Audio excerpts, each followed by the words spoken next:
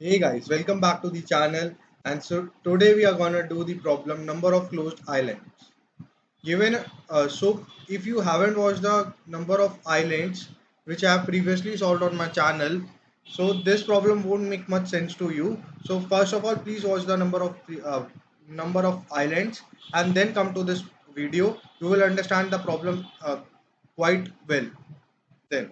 So let's move on to the problem statement now. Given a 2D grid consists of zero land and one's water, an island is a maximal four directional connected group of zeros, and a closed island is totally all left, right, top, bottom surrounded by ones. Return the number of closed islands that is equal to, in this case the closed islands are 2, so the output would be 2. So in the previous problem ones represented land and zeros represented water, but in this problem zeros are representing land and ones are representing water, and the type of vector grid is also changed. Data type of grid, previously it was vector of vector char, now it's vector of vector int. So now let's first of all make a variable to store the number of closed islands. Closed equal to 0, and for each index you need to check I is less than 0, I is equal to 0, I is less than I is less than grid dot size I plus plus, and then for int j is equal to 0, j is less than grid 0 dot size j plus plus, and after that if the grid ij is equal to 0, that means it's land, and is closed is a function that we are gonna call. It uses the DFS algorithm to check if the island is closed or not. So we are just gonna uh, increment the closed islands plus plus, and at last we are gonna just return closed islands. So int,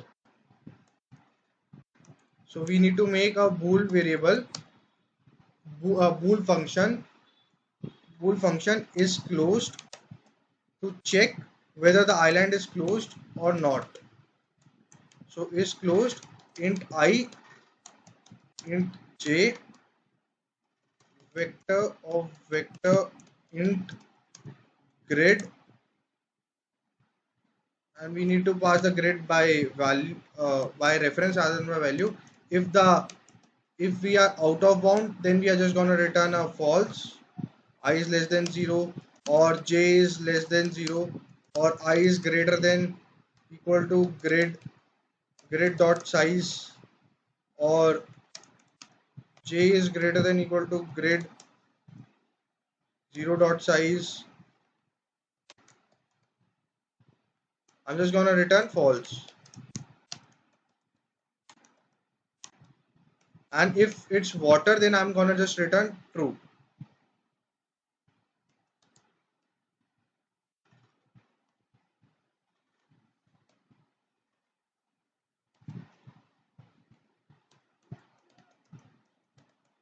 And now I'm gonna make it equal, make the, if it's land, then I'm gonna make it equal to land, because I'm gonna make it equal to water because it is now gonna act like water. And now I'm gonna do the DFS traversal.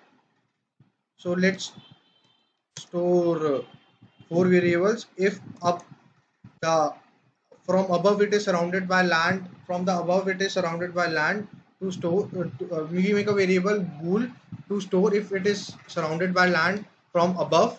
So bool up is equal to is closed I minus 1 j grid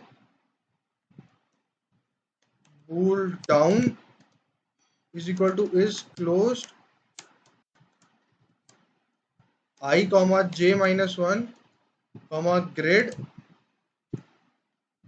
down. So it's down. So I would be plus 1 rather than j minusing 1. Bool left is equal to is closed I comma j minus 1 grid bool, right. It is gonna store the value if true if it is surrounded by water on right j plus 1 grid.